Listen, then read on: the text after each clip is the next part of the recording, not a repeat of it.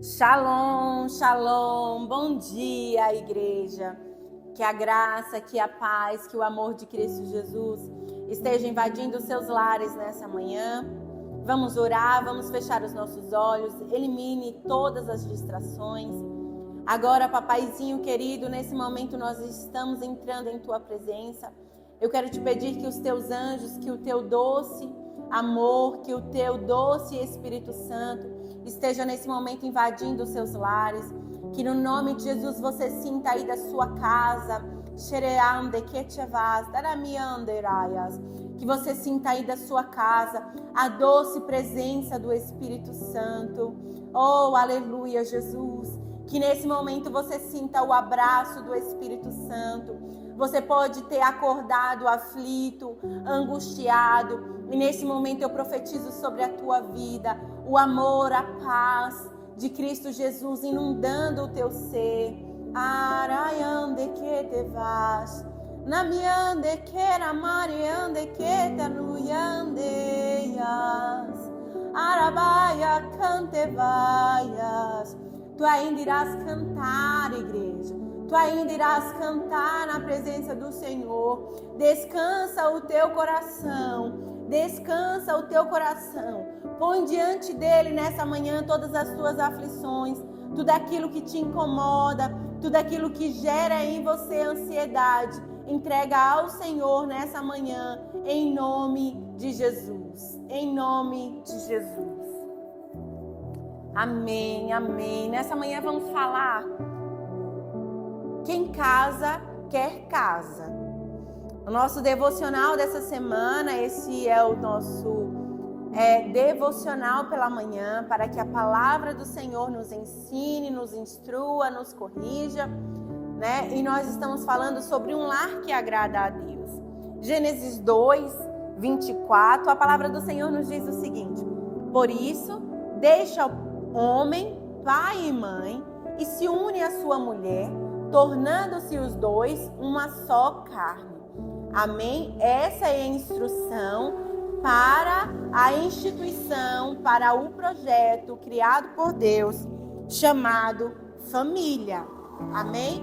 E já que nós estamos falando de lar, nós não estamos falando de estrutura física, mas nós estamos falando do casal, nós estamos falando da família, porque lar é aquilo que você carrega aonde você for, independente das estruturas. Amém?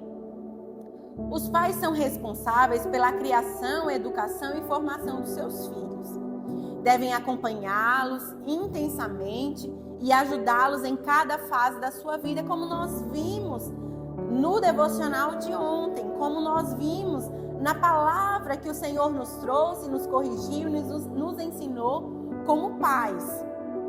O período que antecede o casamento é dos mais gloriosos na família.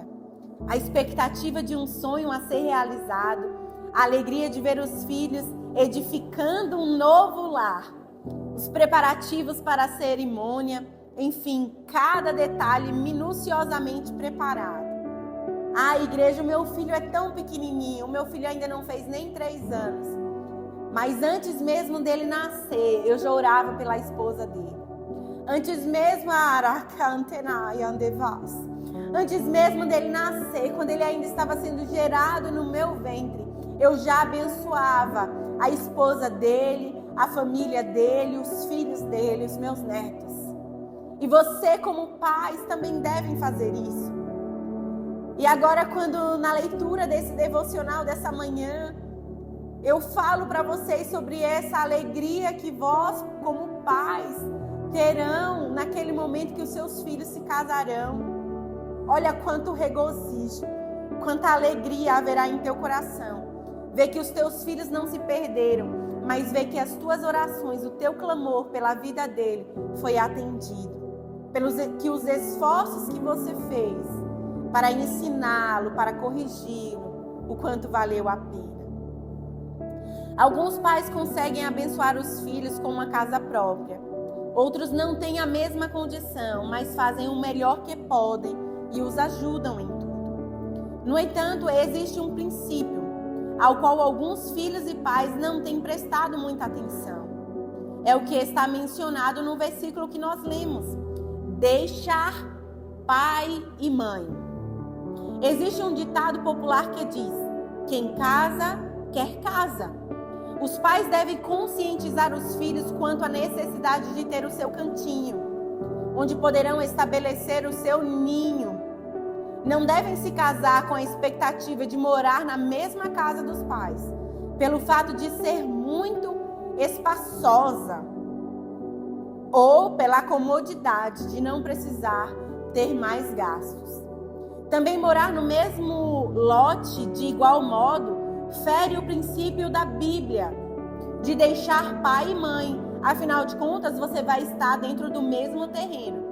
A casinha aqui nos fundos da casa da minha mãe. Não são poucos os problemas provenientes dessa proximidade do casal com os familiares. Serão muitos os problemas. Faltará liberdade para ambas as partes.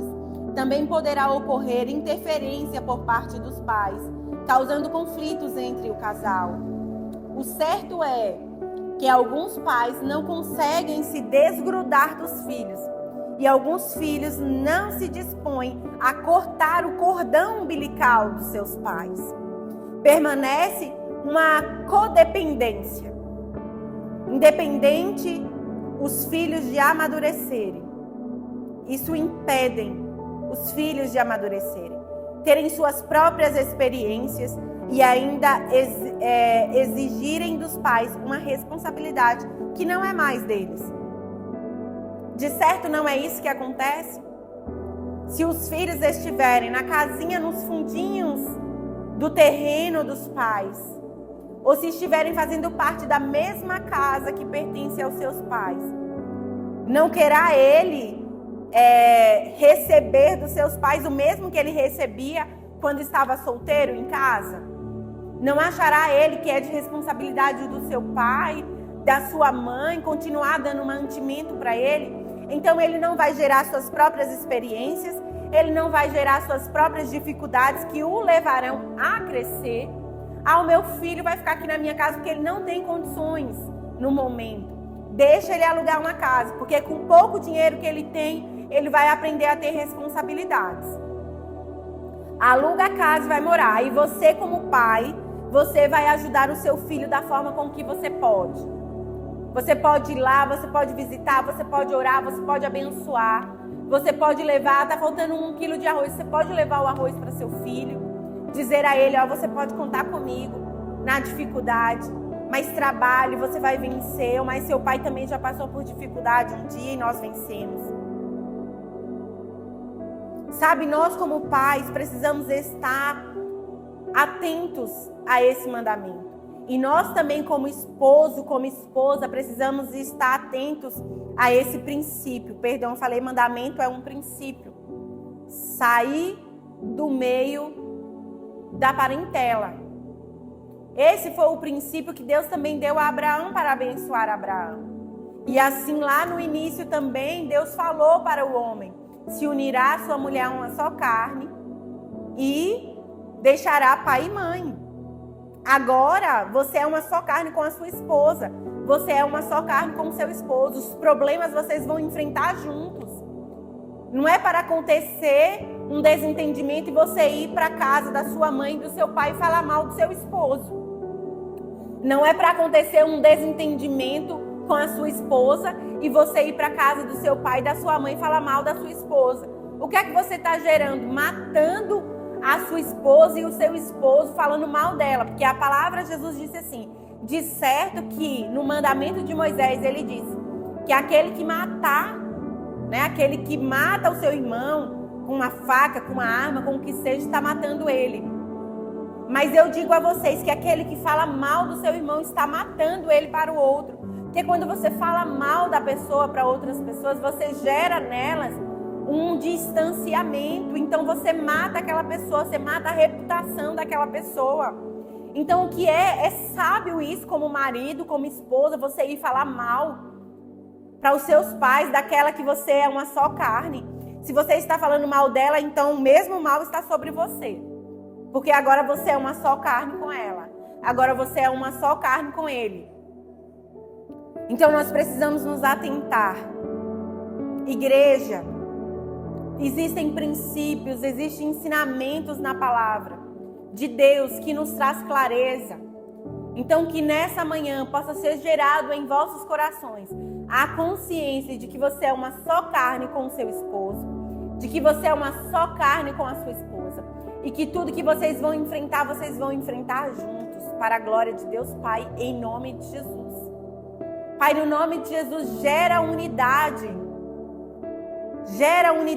gera consciência na cabeça desse homem, de que ele precisa deixar o seu pai e a sua mãe, que ele precisa deixar o conforto da sua casa, de estar debaixo das condições do seu pai, da sua mãe, do conforto do lar do seu pai e da sua mãe, e assumir a responsabilidade de homem para a sua esposa, para a sua família. Em nome de Jesus, gera nele essa consciência. Gera na esposa a consciência de honrar o seu esposo e não ir para a casa da sua mãe e do seu pai, reclamar que hoje não tinha comida, que hoje não tinha carne, que hoje o seu esposo não conseguiu emprego. Gera nessa mulher sabedoria em nome de Jesus, para que ela possa ser aquela que auxilia o seu marido, para que ela possa ser aquela que honra o seu marido, não que sai por aí falando mal do seu marido. Em nome de Jesus. Em nome de Jesus, eu oro pela consciência dos teus filhos, debaixo da tua palavra, em nome de Jesus. Que o Senhor abençoe a tua vida, que o Senhor te conceda um dia de paz, em nome de Jesus.